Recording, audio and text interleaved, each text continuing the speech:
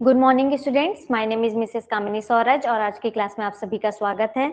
आज हम अपनी क्लास में एक नया टॉपिक स्टार्ट करने वाले हैं। तो हमने पिछले क्लास में देख लिया था अपना बहुत सारा टॉपिक जो हमारे चैप्टर 2 का था। आज हम ये वाला टॉपिक स्टार्ट कर रहे हैं और वो है आपका डी ब्रॉगली।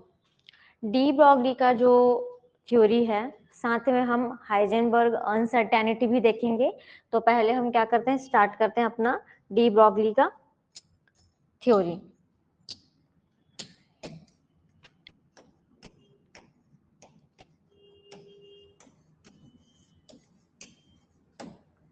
ठीक है, लुइस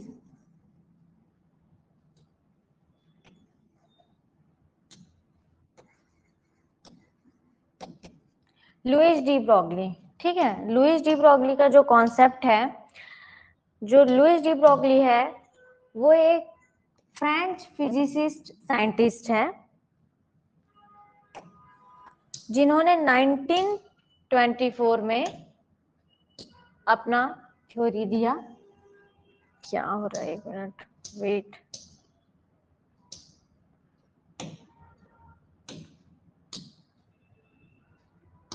ठीक, अभी करके देखते हैं।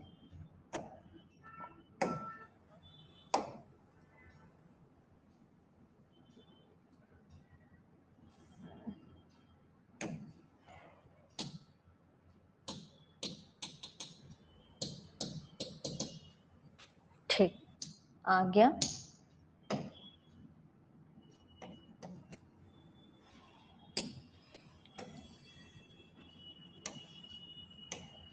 Okay done. तो क्या था कि जो ये है वो है फ्रेंच साइंटिस्ट है।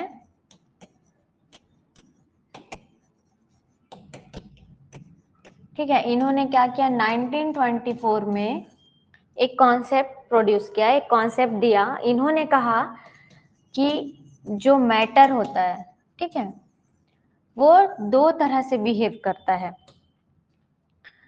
एक तो पार्टिकल नेचर, जिसको हम कण कह सकते हैं, और एक नेचर ये क्या करता है, अपना वेव, तरंग।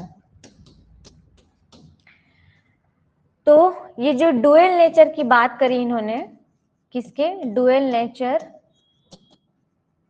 Of matter. तो डी ब्रॉगली ने 1924 में डुअल नेचर ऑफ मैटर की बात करी। इसके पहले हमने डुअल नेचर और क्या देखा था, हमने प्रकाश का डुअल नेचर देखा था, जो कि आइंस्टीन ने बताया था, है ना, कि प्रकाश का जो तरंग सिद्धांत है या प्रकाश का जो लाइट नेचर है वो दो तरह का होता है। एक तो क्या होता है, पार्टिकल, और दूसरा वेव नेचर। तो अभी जो हम पार्टिकल का जो मैटर है, पदार्थ का देख रहे हैं, वो किसने दिया है, लुइस डी ब्रॉगली ने। ठीक, इनके अकॉर्डिंग जो भी पदार्थ है वो क्या करेंगे, पहले जब हम देख रहे थे प्रकाश की द्वितीय प्रकृति, है ना, लाइट का डुअल नेचर ऑफ लाइट, तब क्या था कि वो एक वेव और एक पार्टिकल दोनों की तरह बिहेव कर रहा था, जो कि प्रकाश के बारे में था। अभी क्या है, मैटर की बात हो रही है, यानी कि पदार्थ, आपका कुर्सी, टेबल, पेन, पेंसिल, हर एक चीज अकॉर्डिंग टू डी ब्रॉगली क्या है, दो तरह का प्रॉपर्टीज, दो तरह का नेचर देगा। एक होगा वेव और दूसरा होगा पार्टिकल नेचर। तो जब वो पार्टिकल नेचर की बात करते हैं, तब वो कहते हैं कि जब आपका जो कण है या पदार्थ है, जब वो पार्टिकल नेचर का होगा तो उसके पास क्या होगा, स्पेस होगा अपना, ठीक है, और मास होगा। साथ में मोमेंटम की बात की इन्होंने। तो स्पेस, मास और मोमेंटम की बात की इन्होंने। मोमेंटम यानी आपका संवेग हो गया कि किस वैल्यू, क्या की इन्होंने, मोमेंटम की बात करी। मैं इसे नीचे लिखती हूँ। ठीक, ये है मास,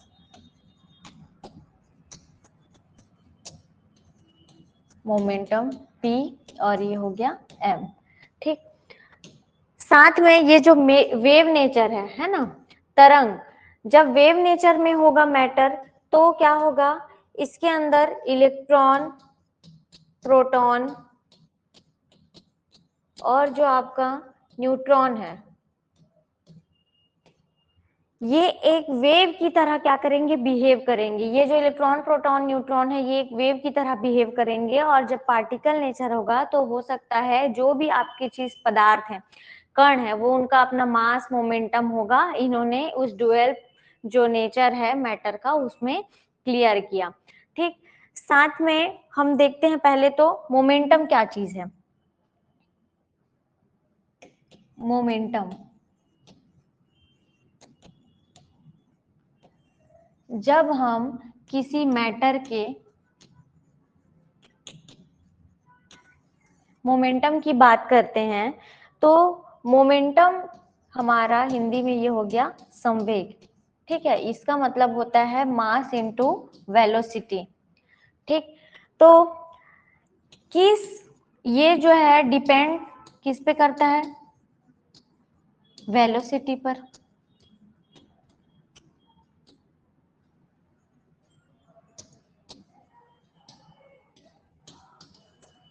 ये किस पर डिपेंडेंट है, वेलोसिटी पर, कि किस गति से, किस प्रकार ये क्या कर रहा है, गति कर रहा है, ये हमको कौन बताएगा, मोमेंटम बताएगा। तो संवेग जो है द्रव्यमान और वेग का गुणनफल होता है। जब हमारा वेग, वेग कम है ज्यादा है, किस गति से वो काम कर रहा है, ये हमको मोमेंटम से पता चलेगा। तब जब किसी भी मैटर की हम बात करेंगे, उसके मोमेंटम की बात करेंगे, तो वो इसके स्पीड पे डिपेंड करता है। ठीक, तो आ जाइए यहाँ पे वेव नेचर। इलेक्ट्रॉन प्रोटॉन और न्यूट्रॉन के बारे में इन्होंने बात करी। अब क्या था कि इन्होंने ये तो बता दिया, साथ में इन्होंने आइंस्टीन का जो प्रयोग था उसमें जो उन्होंने इक्वेशन दिया था उसके हेल्प से इन्होंने क्या बताया, एक अपना रिलेशन बताया। और वो क्या था, आइए देखते हैं। तो इन्होंने कहा, ये थोड़ा ऊपर कर लेते हैं, क्लियर है, हाँ ओके। तो इसमें क्या था, इन्होंने कहा अकॉर्डिंग टू आइंस्टीन, आइंस्टीन ने क्या दिया था, E is equal to mc²। ठीक है, ये आइंस्टीन का इक्वेशन फर्स्ट था जो हमने अपने पिछली क्लास में देखा था। साथ में E इज इक्वल टू और क्या था, h न्यू था। ठीक, तो ये दोनों इक्वेशन के हेल्प से डी ब्रॉगली ने एक नया इक्वेशन फाइंड आउट किया, E is equal to mc²। ये यहाँ पर इक्वेशन लिख देते हैं, equation derivation.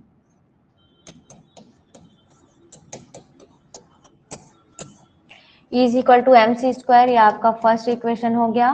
Then E is equal to आपका h न्यू।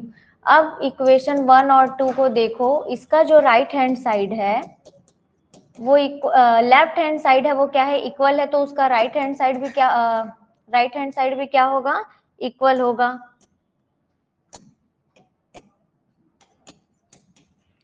तो mc² इज इक्वल टू क्या हो गया, h न्यू हो गया। अब यहाँ पर ध्यान से देखेंगे कि आपको क्या फाइंड आउट करना है, लैम्डा की वैल्यू फाइंड आउट करनी है। ठीक है, इन्होंने एक ये इक्वेशन दिया था कि lambda is equal to h/mc, या इसी को देखिए क्या कन्वर्ट कर सकते हैं, ये हो गया आपका डी ब्रॉगली इक्वेशन।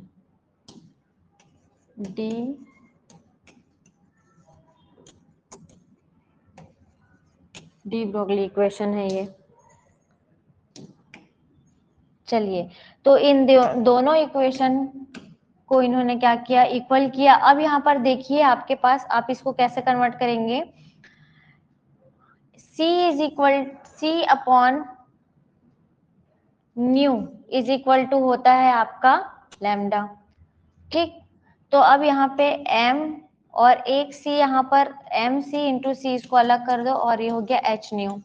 ठीक, अब यहाँ पे क्या करोगे कि c बाई न्यू को आप इधर ले आओ और h को एज इट इज यहाँ रहने दो। अब ये mc आप यहाँ लाके पुट कर दो। अब c बाई लैम्डा यहाँ पे जैसा कि पता है आपको क्या होता है, c by nu is equal to lambda. तो यहाँ पे लैम्डा की वैल्यू पुट करो और h/mc, ये हो गया आपका इक्वेशन डी ब्रॉगली का। ये इंपॉर्टेंट है, याद रखेंगे, इससे आपका न्यूमेरिकल्स बनेगा। साथ में अगर इसको और एक किस फॉर्मेट में लिख सकते हैं, ये देखिए, इसको और क्या लिख सकते हैं, अगर c, ये जो लाइट का स्पीड है 10⁸ मीटर पर सेकेंड, इसी c को अगर हम इसका वेलोसिटी मान ले, इसी स्पीड को, लाइट को, तो lambda is equal to h/m, और c के जगह हम क्या पुट कर सकते हैं, v पुट कर सकते हैं। ठीक है, ये m और v, इस चीज को ध्यान रखेंगे। यहाँ पर जो न्यू, ये एक्चुअली ये न्यू है, ये आपका क्या नहीं है, v नहीं है, न्यू है, इसीलिए मैंने इसे कर्व में थोड़ा सा लिखा है, और ये है आपका v।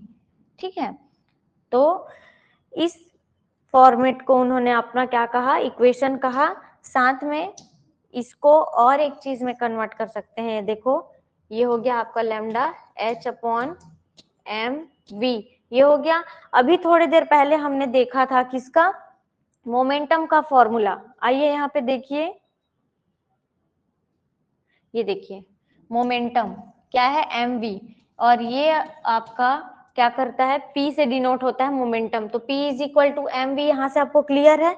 अब इसी वैल्यू को आप क्या करोगे, पुट करोगे यहाँ पर, तो lambda is equal to h/p, तो लास्ट आपके पास एक और एक फॉर्मूला आ गया। ठीक, तो हमने पहला कौन सा फॉर्मूला फाइंड आउट किया, पहला तो ये वाला फाइंड आउट किया, ये फर्स्ट लिख दे रही हूं मैं, ये हो गया सेकंड कन्वर्ट किया, ये था उसका थर्ड फॉर्मूला, और ये था उसका फोर्थ फॉर्मूला। ये चारों फॉर्मूला आपका क्वेश्चन न्यूमेरिकल हेल्प करेगा, हेल्प सॉल्व करने के लिए, तो इसको क्या करेंगे, अच्छे से राइट डाउन करेंगे। चलिए इसको नोट कर लीजिए। ओके, यहाँ से है,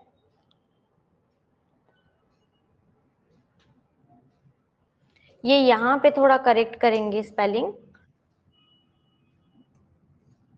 कहीं पर ये लुइस में LOWIS भी है और UIS भी है, तो आप ये लिख लीजिए।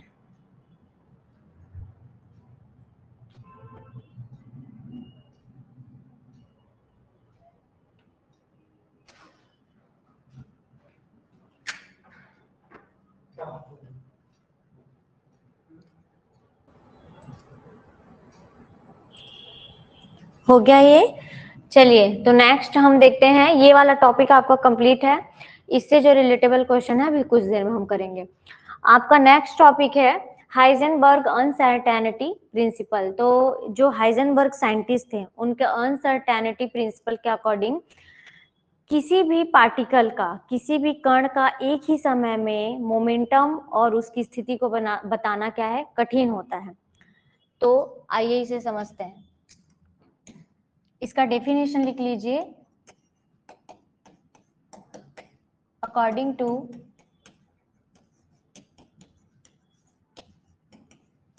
हाइजेनबर्ग, इन साइमल, यहां से लिखिए एक minute, it is impossible to explain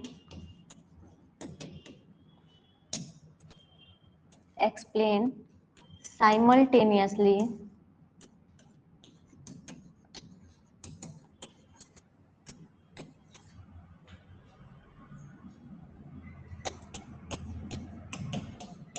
position and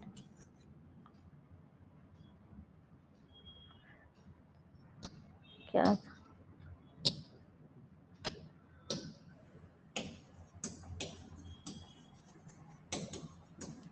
it is impossible to explain simultaneously position and momentum at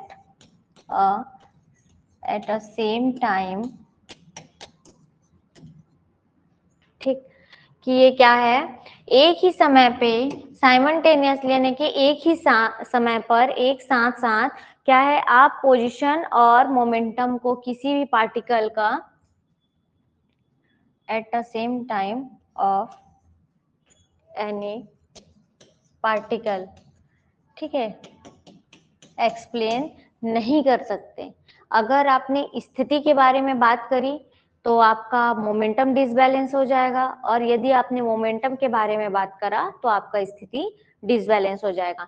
मतलब किसी भी कण या पदार्थ का एक ही समय में आप क्या नहीं बता सकते, मोमेंटम और स्थिति को, दोनों को एक ही समय पे नहीं बता सकते। उन्होंने कहा डेल एक्स को उन्होंने क्या कहा, स्थिति माना, और डेल पी को क्या कहा उन्होंने, मोमेंटम। तो ये हो गया आपका चेंज इन पोजीशन और ये था आपका चेंज इन मोमेंटम। तो इन्होंने एक इक्वेशन दिया, थोड़ा और शॉर्ट करते हैं इसे।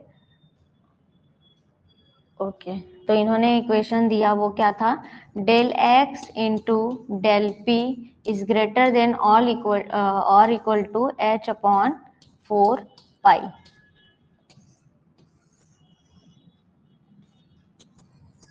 ये है आपका हाइजेनबर्ग अनसर्टेनिटी का इक्वेशन। ठीक, ये बहुत इंपॉर्टेंट है, इसको बिल्कुल नोट डाउन करके रखेंगे। जो आपका पोजीशन और मोमेंटम है वो क्या होगा, always is greater then H upon 4 पाई। आप उसका एक ही टाइम पर क्या नहीं बता सकते, पोजीशन और उसका मोमेंटम नहीं बता सकते। यहाँ पे लिख देती हूं मैं, डेल एक्स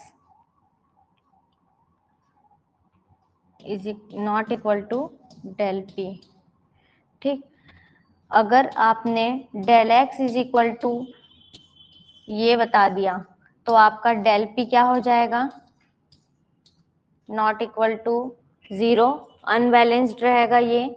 और यदि आपने कहा del p is equal to 0 अगर, तो डेल एक्स का क्या नहीं होगा, 0 के इक्वल नहीं होगा। तो दोनों में अनसर्टेनिटी कंटिन्यूसली चलता ही रहेगा। और इस प्रिंसिपल को why this principle are called uncertainty principle, इसका रीजन भी लिख लीजिए, why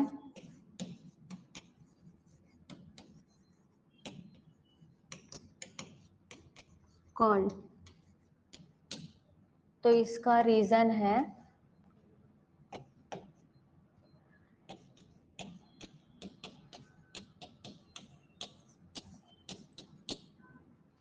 x and momentum of x are not equal at a time। ठीक, ये जो डेल x है और ये जो डेल p है, ये क्या नहीं होंगे, इनका जो पोजीशन है वो नॉट इक्वल रहेगा। ठीक है, वो कभी भी इक्वल नहीं होंगे। यदि इक्वल हो गए मतलब कि वो सेम टाइम में साइमल्टेनियसली एक ही वैल्यू दिखा रहे हैं, लेकिन ऐसा पॉसिबल नहीं है, जिसकी वजह से क्या है, अनसर्टेनिटी कहा जाता है इसे, क्योंकि इसके स्थिति और मोमेंटम में लगातार परिवर्तन होते रहता है। यदि आप स्थिति की बात करेंगे तो आपको मोमेंटम में चेंज मिलेगा, है ना। अगर आपने क्या कहा, डेल एक्स स्थिति की बात करी तो आपका डेल पी क्या होगा, चेंज होगा। अगर ये स्थिर रहा तो ये कहा क्या रहा, अगर ये स्थिर है तो डेल पी चेंज होगा, और यदि आपने डेल पी को स्थिर कहा तो आपका डेल एक्स क्या हो जाएगा, चेंज हो जाएगा। क्लियर है इतना, नोट डाउन कर लीजिए।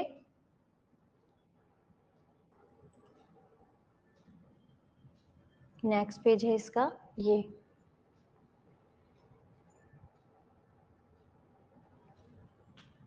तो हमने अभी तक दोनों में कौन कौन सा फॉर्मूला देख लिया।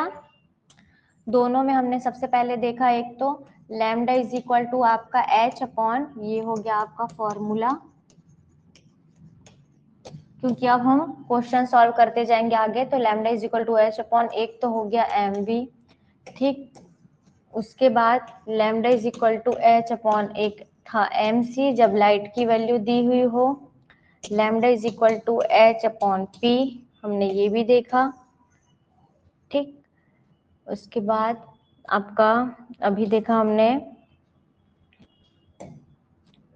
Del x multiply del p is equal to और equal to h upon 4 pi.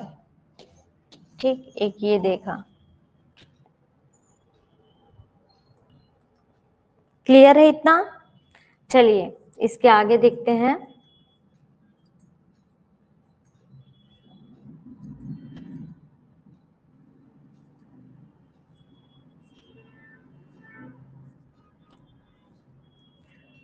I hope कि आपको दोनों कॉन्सेप्ट क्लियर होगा।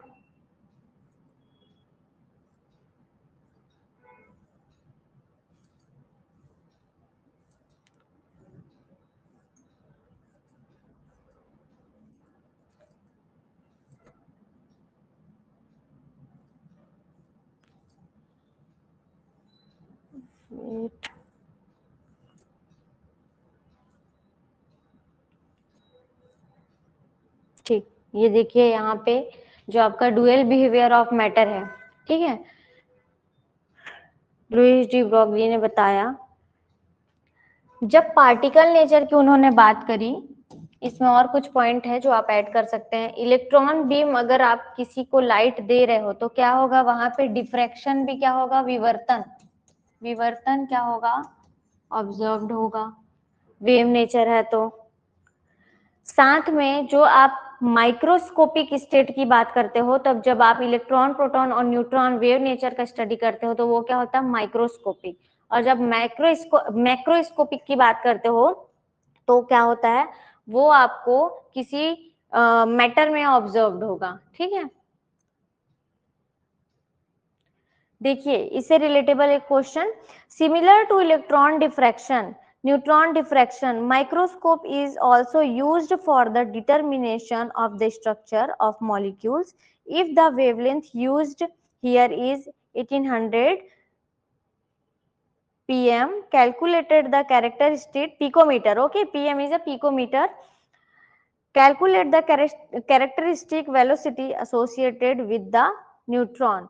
आपको यहाँ पे क्या करना है कि वेलोसिटी आपको क्या करना है, कैलकुलेट करना है, किसका, न्यूट्रॉन का। तो जो वेलोसिटी है, सबसे पहले तो ये आपका डी ब्रॉगली का जो कॉन्सेप्ट है उसके अकॉर्डिंग इसका जो फॉर्मूला है वो क्या है, lambda is equal to h/mv। इसी को हमने क्या देखा था, mc के भी फॉर्मेट में दिया था। यहाँ पर वेलोसिटी पूछ रहा है तो हमको c में इसको कन्वर्ट नहीं करना पड़ेगा, तो v is equal to h by, आप लैम्डा को यहाँ पे क्या करेंगे, ट्रांसफर करेंगे, तो लैम्डा इधर आ गया, h अपॉन m लैम्डा। अब आपको पता है h प्लैंक कांस्टेंट की वैल्यू मैंने आपको इसी वीडियो में इसी चैप्टर्स के और भी प्रीवियस जो वीडियो है उसमें क्लियर किया है कि 6.6 into 10 to the power -34 joule per kilogram metre square second inverse, या फिर आप लिख सकते हैं जूल सेकंड इनवर्स। यहाँ पर किलोग्राम मीटर स्क्वायर और सेकंड इनवर्स में है।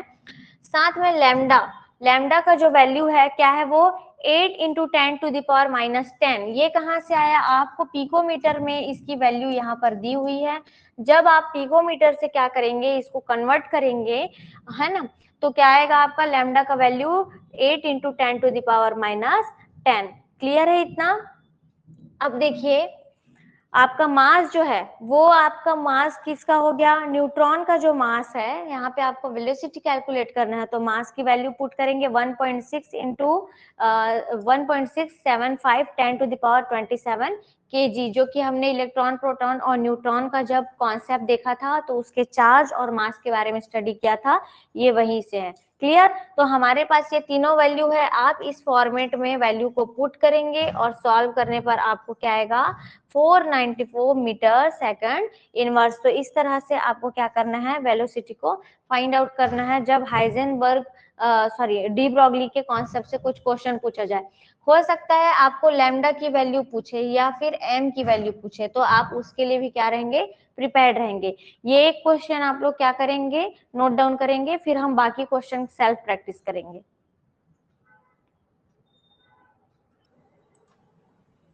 ओके, तो क्लियर है ये? ओके, चलिए नेक्स्ट क्वेश्चन करते हैं फिर। नेक्स्ट क्वेश्चन है आपका, find the wavelength of a particle 100 gram moving velocity 100 metre second inverse. इसमें क्या फाइंड आउट करने बोल रहा है, आप एक बार देखिए। फाइंड द वेवलेंथ, है ना, वेवलेंथ को किससे रिप्रेजेंट करते हैं, लैम्डा से, तो ये क्या कर रहा है, लैम्डा फाइंड आउट करने बोल रहा है। साथ में बोल रहा है अ पार्टिकल 100 ग्राम, उसने क्या दे के रखा है, मास दे रखा है 100 ग्राम, ठीक है। और साथ में उसने वेलोसिटी क्या दे रखी है, 100 metre second inverse. According to de Broglie, lambda is equal to h upon m v, ठीक। ये हमको लैम्डा फाइंड आउट करना है। अब देखिए यहाँ पर जो मास है वो आपका ग्राम में दिया हुआ है। अगर आपने इसको कन्वर्ट क्या करेंगे, किलोग्राम में कन्वर्ट करेंगे, कन्वर्ट केजी, तब क्या हो जाएगा आपका 100 डिवाइडेड बाई 1000, तो ये क्या आ गया 0.1 केजी। क्लियर है इतना। अब इसमें आप वैल्यू पुट कर दीजिए इस फॉर्मूला में, ये हो गया, यहाँ वैल्यू पुट कर रही है, lambda is equal to H का value 6.6 into 10 to the power minus 34। Clear है इतना। डिवाइडेड बाय मास की वैल्यू क्या है 0.1 केजी, मल्टीप्लाई आपका क्या है 100, ठीक, मीटर सेकंड इनवर्स। क्या फाइंड आउट करना है, वेवलेंथ। अब यहाँ पे जब आप इसको सॉल्व करेंगे तो क्या आएगा देख लीजिए, ये आपका आ जाएगा 6.628 multiply 10 to the power minus 35 metre second inverse के आसपास क्या आ जाएगा आपका वेवलेंथ आ जाएगा। तो नोट डाउन करिए इसे।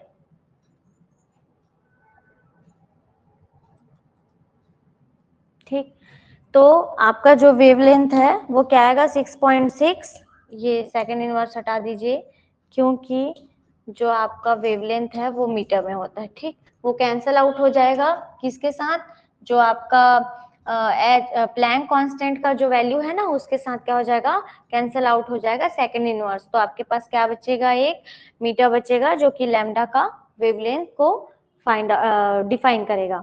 लिख लीजिए इसे। तो इस तरह से आपको दो क्वेश्चन हमने देख लिए। एक क्वेश्चन हमारा क्या था, इस पे बेस था, ठीक, और हमारा जो सेकंड क्वेश्चन है वो ये था। तो आपको इसमें लैम्डा फाइंड आउट करने बोला और इसके प्रीवियस क्वेश्चन जो हमने देखा उसमें क्या था, वेलोसिटी फाइंड आउट करने बोला था। नेक्स्ट कुछ क्वेश्चन और करते हैं।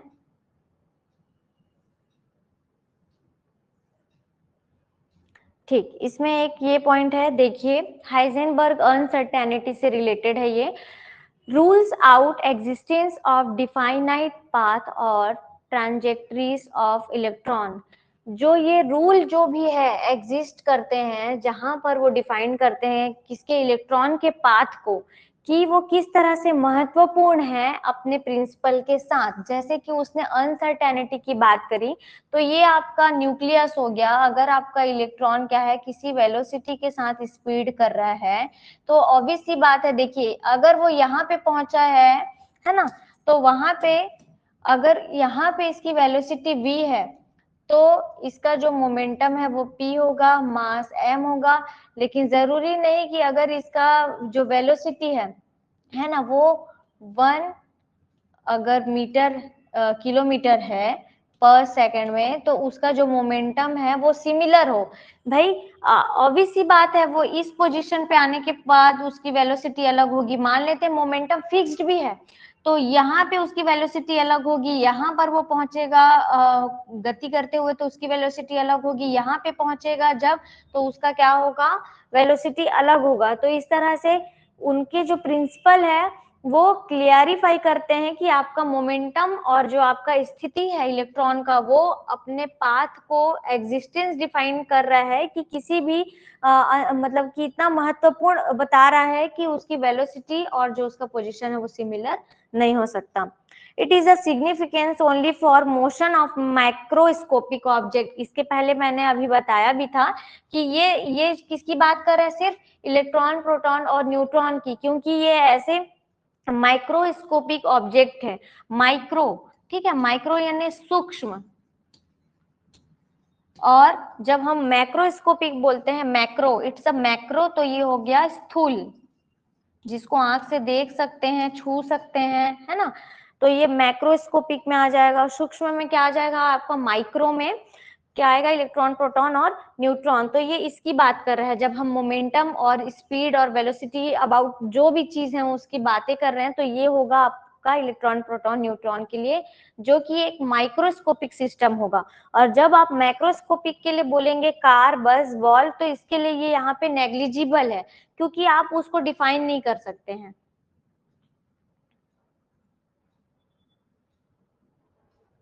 चलिए इसका क्वेश्चन देखते हैं आगे। आइए फिर ये क्वेश्चन देखिए, ये आपका एक क्वेश्चन है इसी से रिलेटेड। अब आपको पहचानना है कि हम हाइजेनबर्ग में हैं या डी ब्रॉगली में हैं, ठीक है, आपने दोनों का फॉर्मेट देख लिया है। Find momentum of a particle where wavelength, एक चीज और, यहाँ पे del x into del p is greater than और इक्वल टू एच अपॉन क्या था आपका 4 पाई, ठीक है। तो जब यहाँ पे आप मोमेंटम की बात हो तो एक और फॉर्मूला था जो कि कहाँ से था, डी ब्रॉगली से था, एच अपॉन पी। ये फॉर्मूला भी आप क्या कर सकते हैं, यूज कर सकते हैं मोमेंटम फाइंड आउट करने के लिए। तो find momentum of a particle where wavelength 10⁻³ metre, आपको वेवलेंथ दिया हुआ है जो कि लैम्डा की वैल्यू है, lambda is equal to 10⁻³ metre. Metre में दिया है क्योंकि लैम्डा मीटर में ही मापा जाता है, देख लीजिए, तो ये सही है, हमको इसका यूनिट चेंज नहीं करना पड़ेगा। साथ में लैम्डा इज इक्वल टू आपका क्या हो गया, एच अपॉन पी, पी की वैल्यू फाइंड आउट करनी है तो एच अपॉन क्या कर लीजिए, लैम्डा कर लीजिए, और ये आपका क्या है, मोमेंटम है, ठीक है, मोमेंटम। अब इसकी वैल्यू पुट करो, 6.6 इंटू 10⁻³ डिवाइडेड बाय आपका लैम्डा क्या है वैल्यू, 10⁻³ मीटर दिया हुआ है। जब इसको आप क्या करोगे, सॉल्व करोगे, तो 6.6 इंटू 10⁻⁴ आ गया, ठीक है, और मीटर सेकंड इनवर्स, एक मिनट, हाँ, ये हो गया आपका किलोग्राम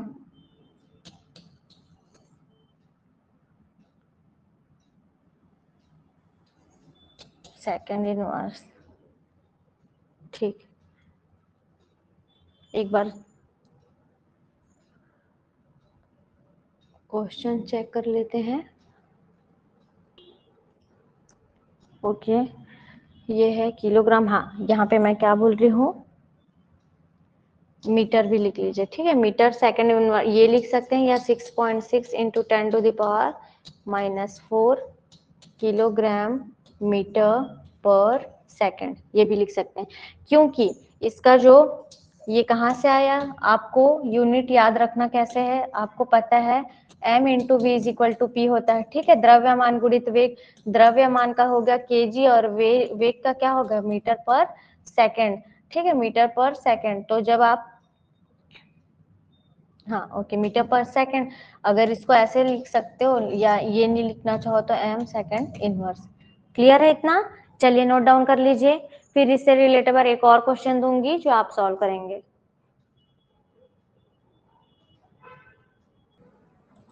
ओके, तो इससे रिलेटेबल आपके लिए एक question, find velocity of particle where momentum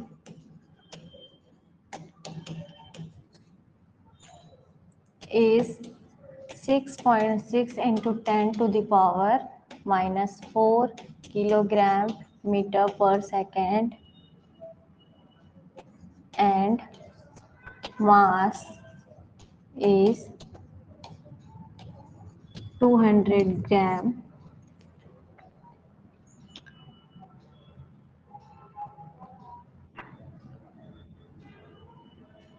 ठीक, ओके, मैं इसका हिंट भी दे देती हूँ, ये किससे बनेगा, h/mv, ठीक है, lambda is equal to h/mv। आपको लैम्डा की वैल्यू दी हुई है, वेलोसिटी फाइंड आउट करना है जो कि v है। आपको क्या दिया हुआ है, मोमेंटम का भी वैल्यू दिया हुआ है, और मास मोमेंटम की वैल्यू आपको क्या है, velocity of particle where momentum, okay okay. तो इसमें आप क्या करेंगे, मोमेंटम की आपको वैल्यू दी हुई है, उसको पुट करेंगे, फाइंड, ओके ओके, एक मिनट, यहाँ पे एक वेवलेंथ है, ठीक, particle where momentum find wavelength, okay okay, इसको वेवलेंथ कर लीजिए, ठीक। Find wavelength of particle where momentum is इतना kilogram metre per second and mass is 2 kilogram. तो आपको यहाँ पे देख लीजिए किसकी जरूरत है और किसकी नहीं, मास भी दिया हुआ है, मोमेंटम भी दिया हुआ है, आप कैसे कैलकुलेट करेंगे देख लीजिए, ये है आपका होमवर्क, ठीक है। फिर हम रिलेशन देखते जाएंगे आगे, हमारा जो लैम्डा है के ई है काइनेटिक एनर्जी का, इसको नोट डाउन कर लीजिए।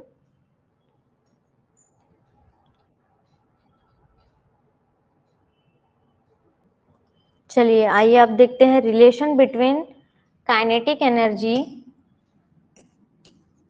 रिलेशन बिटवीन के ई जो कि आपका काइनेटिक एनर्जी एंड क्या है, लैम्डा, ठीक।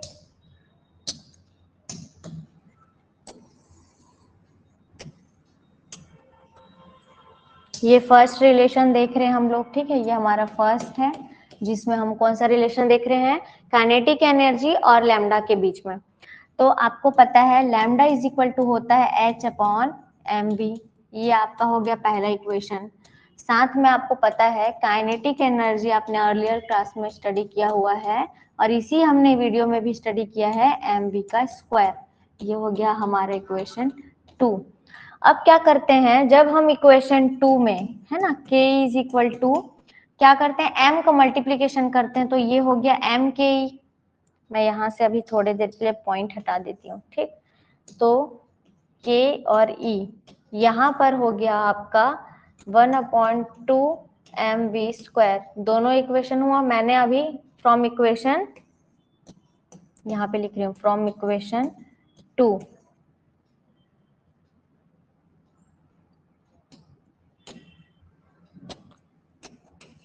और इसको 1 कर लीजिए, ठीक। फ्रॉम इक्वेशन 2 अभी हम क्या कर रहे हैं, मल्टीप्लीकेशन, यहाँ पे मैं मल्टीप्लीकेशन का साइन लगा रही हूँ, ठीक। ये हो गया आपका m के E is equal to 1/2 m का स्क्वायर और b का स्क्वायर।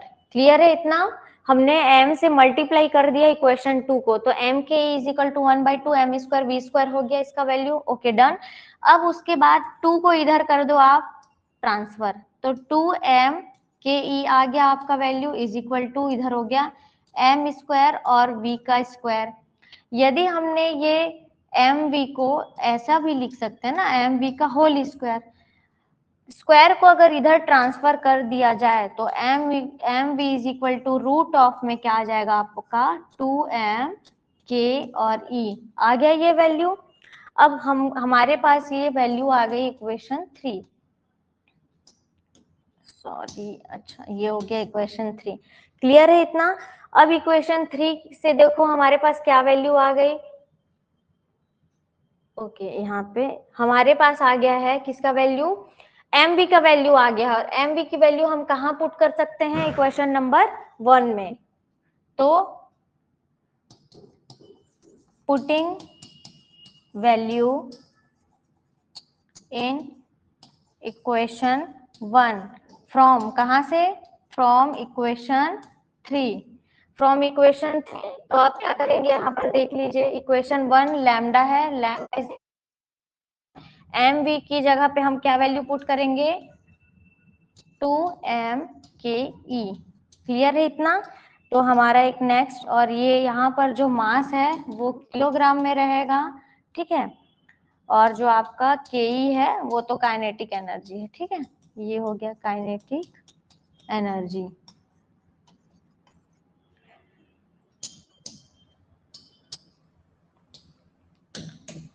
चलिए इसको नोट डाउन कर लीजिए ये रिलेशन, उसके बाद हम इसके आगे नेक्स्ट रिलेशन देखते हैं।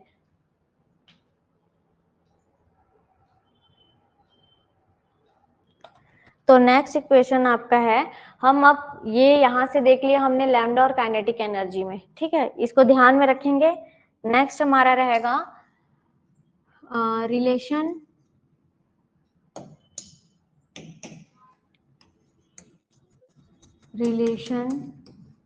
बिटवीन चार्ज, नहीं, रिलेशन बिटवीन आपका रहेगा काइनेटिक एनर्जी एंड पोटेंशियल।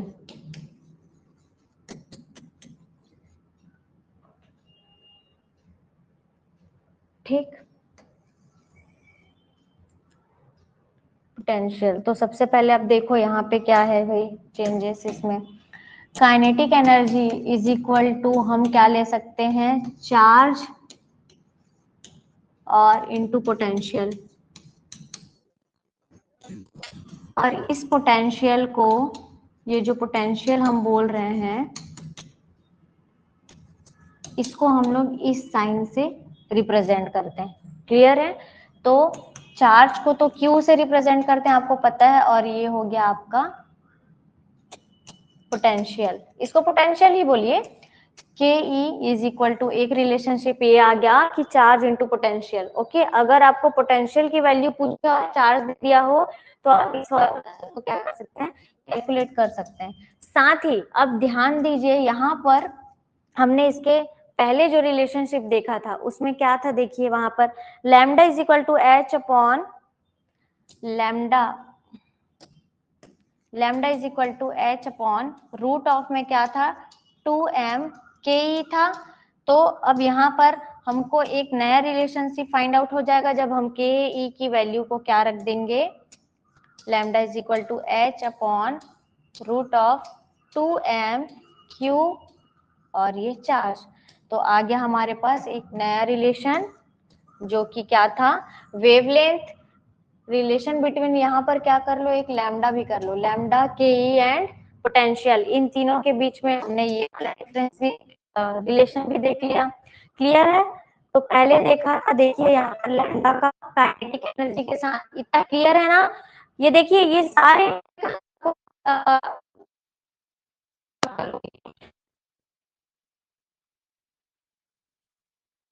चलेंगे क्योंकि ये दो रिलेटेड है।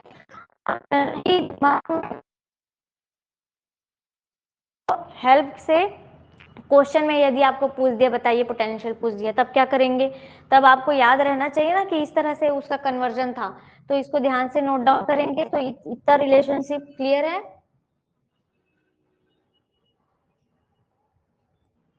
ठीक, इसी के आगे थोड़ा सा इसमें और चेंज करेंगे हम, इसको इसी में नोट डाउन करते जाइए।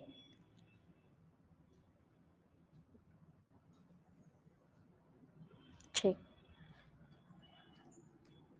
जब इसकी वैल्यू 12.25 रख दी जाए, रूट के अंदर ओनली कौन क्या होगा, ये पोटेंशियल होगा। पोटेंशियल किस में होगा आपका, वोल्ट में होगा। ये जो पोटेंशियल है हम वोल्ट में फाइंड आउट करेंगे, लेकिन जब हमारा इसका सॉल्यूशन होगा तो ओवरऑल किस में आएगा, एंगस्ट्रॉम में आ जाएगा। ठीक है, लैम्डा को एंगस्ट्रॉम से भी क्या करते हैं, मेजर करते हैं, तो ओवरऑल जो आंसर है वो उसमें आ जाएगा। इसका डायरेक्ट एक और सॉल्यूशन है, लैम्डा इज इक्वल टू क्या करें, 150 बाई आपका क्या होगा, न्यू। ठीक, ये हो गया आपका एंगस्ट्रॉम में। चलिए फिर ये वाला फॉर्मूला भी उसी के साथ ऐड कर लीजिए। जहाँ पे स्टार लगा हुआ है वो सारे फॉर्मूले हैं भाई। ठीक,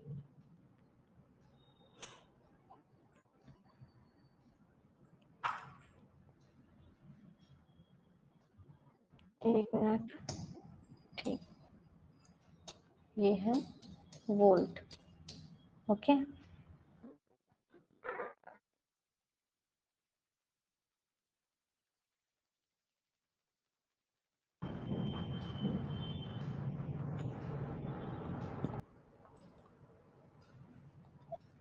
ठीक, ये न्यू के लिए है और ओवरऑल क्या हो गया, ये एंगस्ट्रॉम। ठीक, चलिए अब इससे रिलेटेबल एक क्वेश्चन देखते हैं। क्वेश्चन है आपका, find wavelength for electron. Clear है ये?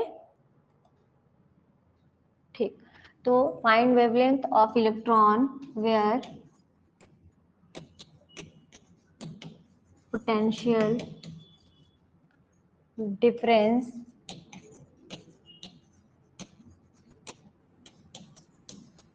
observed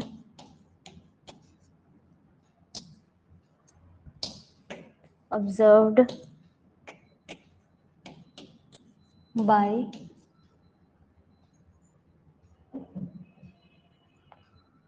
ठीक है, observed by कितना है आपका यहाँ पर 15 और ये क्या था वोल्ट। ठीक, इतना। अब इसको क्या करेंगे, आपको पता है ये इसकी वैल्यू, ये वाला फॉर्मूला जस्ट हमने अभी देखा था, देखिए सॉरी, ये जो लैम्डा का जो फॉर्मूला था ये अभी देखा था हमने, क्या था, लैम्डा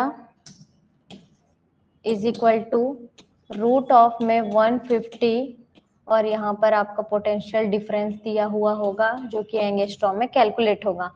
कैलकुलेट करिए, यहाँ पर 150 डिवाइडेड बाई 50 आया,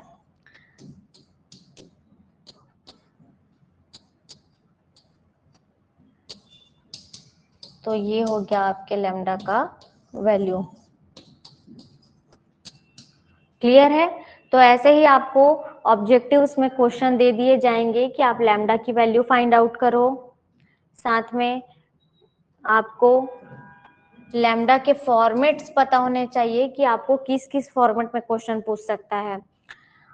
आपको इसका वैल्यू रूट में भी दिया जा सकता है, ठीक, इसका वैल्यू आपको इस फॉर्मेट में भी दिया जा सकता है, काइनेटिक एनर्जी के भी फॉर्मेट में दिया जा सकता है। तो ये सारे वेरिएशन आपको ध्यान रखना होगा। क्लियर है इतना?